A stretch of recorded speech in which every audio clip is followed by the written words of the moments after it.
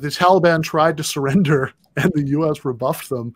Now here we are, where he basically makes the point that that after the Taliban government initially fell and it looked like it had been thoroughly militarily defeated, then Taliban did what defeated factions and wars in wars within Afghanistan typically do, which is that they tried to negotiate some sort of surrender whereby, the war would be over and they'd be reintegrated at some lower level into the power structure, which is the kind of thing that you do if you fight wars with people, but, ultimately you have to keep living in the same country. But, we wouldn't have that either. That also wasn't good enough. Yeah. And that,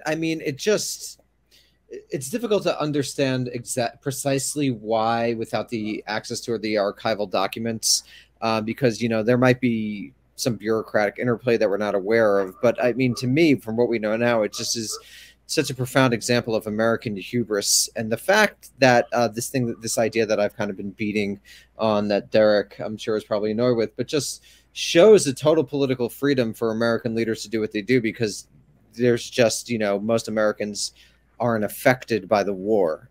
There's been a demassification process since 1973 and the advent of the all-volunteer force, and especially since the end of the Cold War and the advent of things like drones and special forces. So that has really reduced the political cost of a lot of these foreign interventions. You could kind of just do what you want. And I think the most salient example of that was the total collapse of the so-called anti-war movement the second Barack Obama got elected.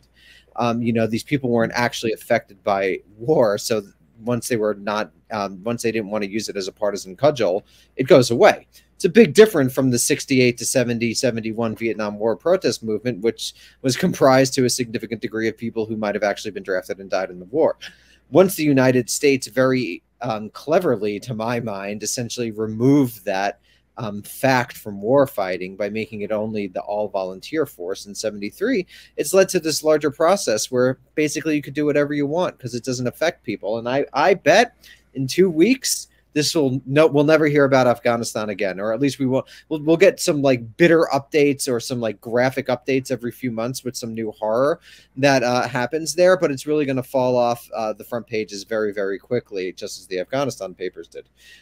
So I think it's a pretty grim moment for a lot of reasons of what's happening in Afghanistan first and foremost, but also for what this says about the American state and American state power and American politics as well. I think what Ryan's talking about, the 2001 offer to surrender, which came in December and was rejected summarily by the Bush administration, is very illustrative of what is probably the central point to make here, which is as the United States goes around the world and kind of hops into conflicts in different places, we are never going to outlast the people who live in those places, right?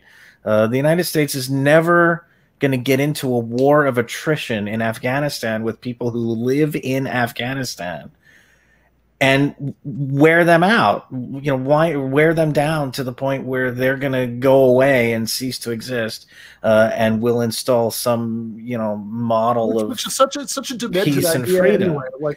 It's totally demented. I mean, to not have accepted that surrender, or not have taken any of a number of other opportunities over these 20 years to declare victory and end the war on better terms, much better terms in some cases than what's resulted now, is just this kind of depraved idea that wherever we go, we're kind of the home team, and the other guys are gonna wear themselves out, and it's just not true. It's fundamentally not the case. I mean, just on the most basic possible level, I mean, they live in the country. Like they're not going to just like get worn out and decide to cease to exist. And why would it why would it work that way? Yeah, and I think that like the sort of broader point is really worth circling and underlining, because ideally, I mean, I don't know. I keep going back and forth because there is one sort of sliver of optimism, that maybe you can get out of this, which is that the United States leaving, Afghanistan was something that, at least in sort of intention and agreement, started at the end of Trump, and then was brought to fruition under Biden, which does make me think maybe that the sort of demented neocons who would have liked the United States to be in Afghanistan for 200 years don't really have as much sway in either one of the political parties in the United States as we might worry that they did, right? I mean, even as like all of these neocons, as I've heard Danny point out elsewhere, have come home to the Democratic Party. Once they sort of realized that the Republican Party wasn't wasn't going to be as congenial a host for them as it used to be. And you certainly have lots of mainstream liberals who are happy to welcome them back. But it also seems like, at least in this particular case, I mean, some of these people were reduced to things like, writing Washington Post op-eds, like begging the United States to at least like stay until the end of fighting season, which is certainly like, a few years ago, they wouldn't have had to worry about it. Yeah. One of the interesting things I think you saw as Trump announced his deal with the Taliban last year, and as Biden kind of came in and said, we're not going to stick to that agreement strictly speaking, but we are leaving by he initially said the 20th anniversary of 9/11. But I think you saw some of these folks, and I think, of like Max Boot, for example, is the best, the one that comes to mind most readily, dropping the pretense. Like, there was some pulling back the curtain and just kind of outright saying, look, this is an empire, and we have to police the empire. We have to police the frontiers. There's no getting around it. That's what empires do, and that's what Afghanistan is. And I think that's an argument that, like, pre-Trump, when neoconservatism, to a large extent, controlled the foreign policy discourse in the Republican Party, that is not an argument that you would have seen go to print, because it's not one that I think appeals to a lot of people. And it's one that's made in sort of desperation. Like, okay, if nothing else here, we have to police the empire. And, I do think that kind of thing may be a sign that, in some circles, at least, that group is really scrambling to try and figure out what to do. Yeah. I mean, I certainly hope so, that, that these people are monsters who have helped to bring about a ocean of human suffering, and having them at least be disconcerted and having less influence is a start. I mean, I'd sort of prefer mass trials, but it's better than nothing. Baby steps.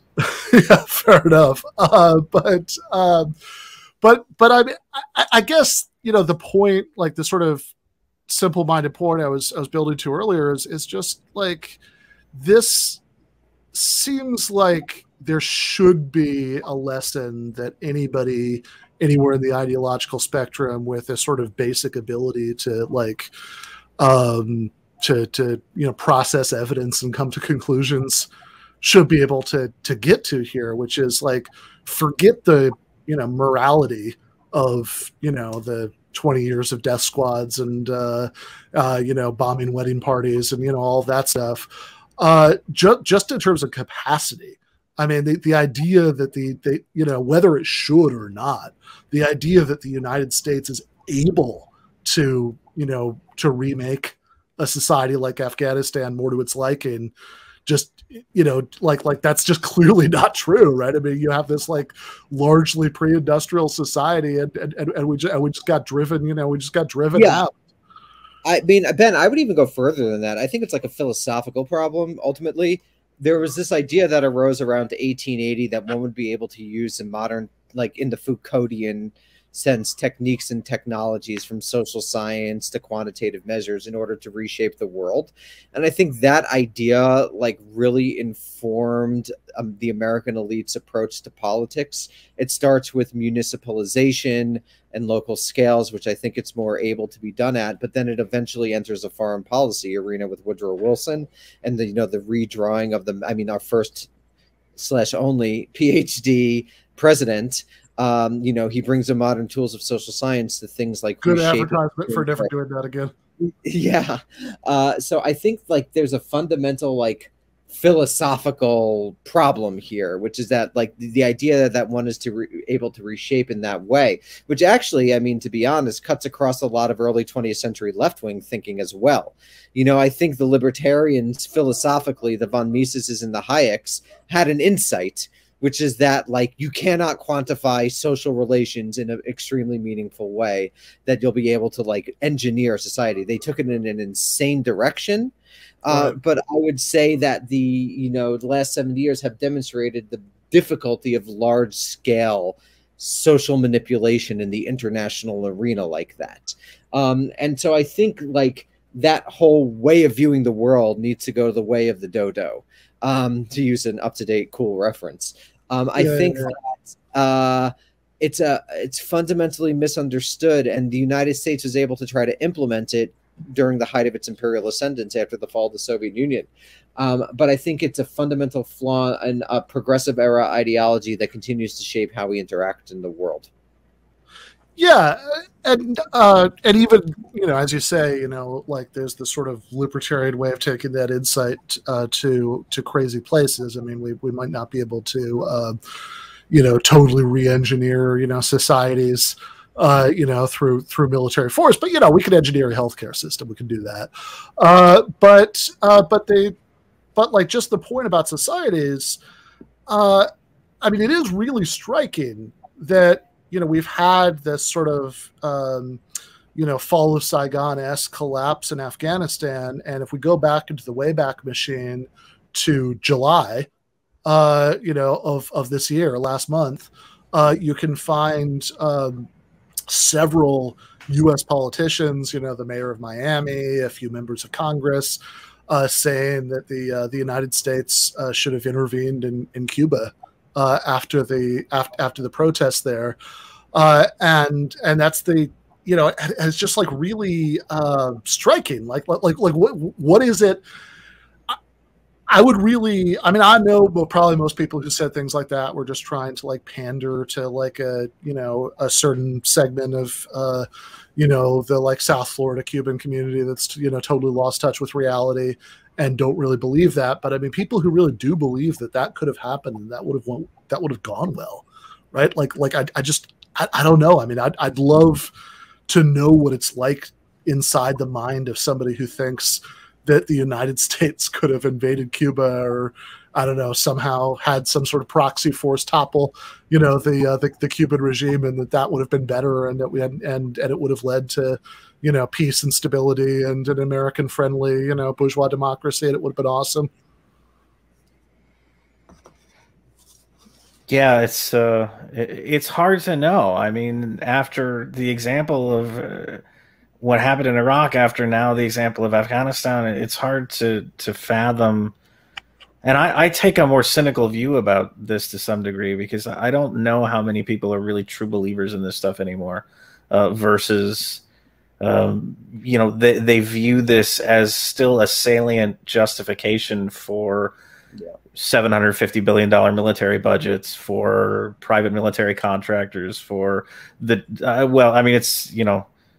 we could talk about the military budget all day, but that this is still a way to justify massive investments in the state security apparatus domestically too. I mean, the war on terror mindset is still there, and it's just being sort of shifted over to other targets at this point. But